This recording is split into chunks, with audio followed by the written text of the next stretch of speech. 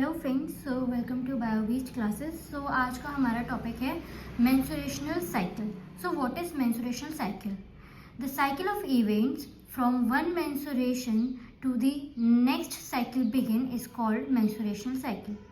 So what is menstruational cycle? It is a group of events which happen during one cycle and repeated after 28 to 29 days in a female is called menstruational cycle. So what happened in this menstruational cycle? There are divisions of the events which happen during the cycle. Number 1 is uterine events. ठीक है, सबसे पहले हमारा क्या होता है कि अलग अलग इवेंट्स में जो है हमारी साइकिल चल रही है. ठीक है, ग्रुप ऑफ इवेंट्स है. तो सबसे पहला इवेंट क्या है? यूट्राइन इवेंट्स है, ओवरियन हार्मोन लेवल है, ओवरियन इवेंट्स है, पिट्यूटरी हार्मोन लेवल है. ये सब एक साइकिल के वक्त में चल रहा होता है. अब सपोज हमारा जो मेंस्ट्रुएशन है वो स्टार्ट हुआ डे 1 से और लास्ट किया डे 5 तक. अच्छा, जो प्यूबर्टी के वक्त में मेंस्ट्रुएशन साइकिल हमारी स्टार्ट होती है, ये एक पॉइंट और है. तो हमारा जो मेंस्ट्रुएशन है वो कब स्टार्ट होता है फीमेल्स में? वो स्टार्ट होता है प्यूबर्टी की एज में. ठीक है, सो बैक टू दिस. तो हमारा मेंस्ट्रुएशनल जो इवेंट है वो कब से कब तक रहा है? डे 1 से लेके डे 5 तक हमारा जो है मेंसेस चल रहा है. ये जो इवेंट है ये कहाँ चल रहा है? यूट्रस में चल रहा है फीमेल की. ठीक है, और साथ ही साथ में क्या हो रहा है? ओवरियन हार्मोन लेवल भी साथ में रिलीज हो रहे हैं. ठीक है, हार्मोन्स भी रिलीज हो रहे हैं ओवरी में साथ साथ में. और ओवरी में क्या इवेंट चल रहा है साथ साथ में? Developing of follicles.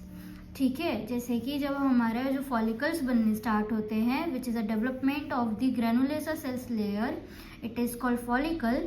तो देखिए, सबसे पहले छोटा सा एक फॉलिकल बन रहा है, प्राइमरी फॉलिकल, फिर टर्शरी,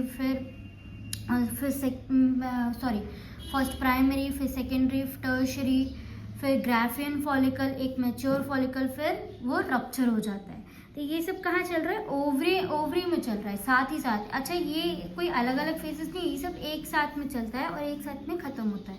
ठीक है, तो जैसे कि यहाँ से हमारे मेन से स्टार्ट हुआ, साथ साथ में हमारा जो है जैसे जैसे हमारे फॉलिकल्स डेवलप होते जा रहे हैं, एस्ट्रोजन और प्रोजेस्टेरॉन का जो लेवल है वो भी हमारा धीरे धीरे बढ़ता जा रहा है.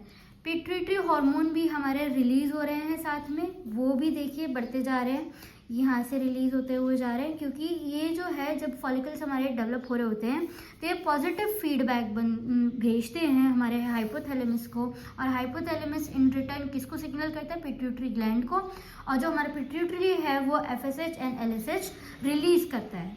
ठीक है, तो ये सब कुछ क्या हो रहा है? साथ साथ में चल रहा है.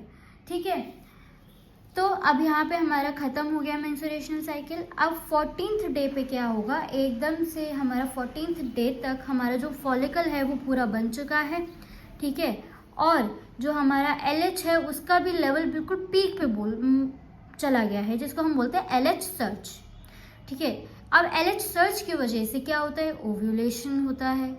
ठीक है, ओव्यूलेशन हुआ, हमारा सेकेंडरी ओसाइट बाहर आया.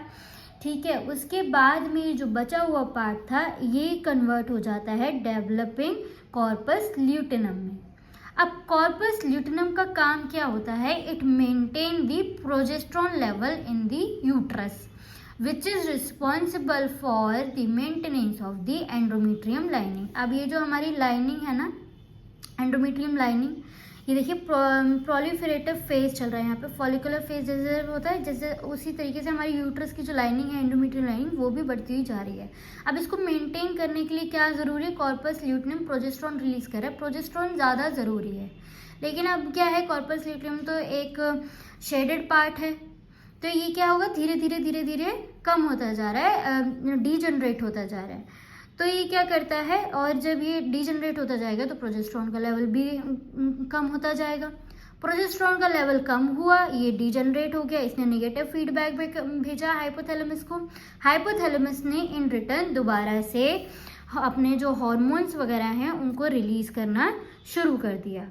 ठीक है, जब प्रोजेस्टेरॉन का लेवल बिल्कुल लो चला जाता है और वो कॉर्पस ल्यूटेनम डीजनरेट हो जाता है, तो वो सिग्नल करता है कि अब दोबारा से जो हमारी एंडोमेट्रियल लाइनिंग है वो ब्रेक होगी और यूट्रस के द्वारा यूट्रस के ब्लड के द्वारा जो है वजाइना से बाहर आ जाएगा, जिसको हम मेंस्ट्रुएशनल फ्लो बोलेंगे। ठीक है, तो इसी तरीके से एक साइकिल दूसरी साइकिल में रिपीट होती है और ये कितने दिनों में रिपीट होती है? लगभग 28 से लेके 29 डेज का ये पूरे इवेंट्स होते हैं। आई होप आपको यहाँ तक समझ में आया होगा। इफ़ अगर आपको कोई भी पॉइंट नहीं समझ में आया तो आप मुझे कमेंट सेक्शन में पूछ सकते हैं, मैं आपको रिप्लाई करूँगी उसका।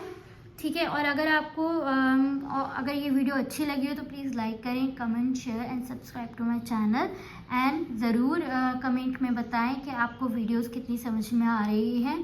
थैंक यू सो मच इस वीडियो को देखने के लिए।